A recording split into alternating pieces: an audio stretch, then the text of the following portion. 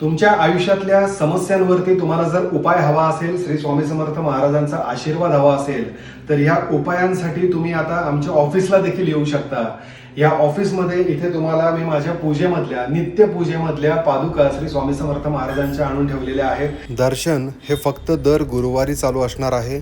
वेळ सकाळी 10 ते दुपारी 1 अशी असणार आहे.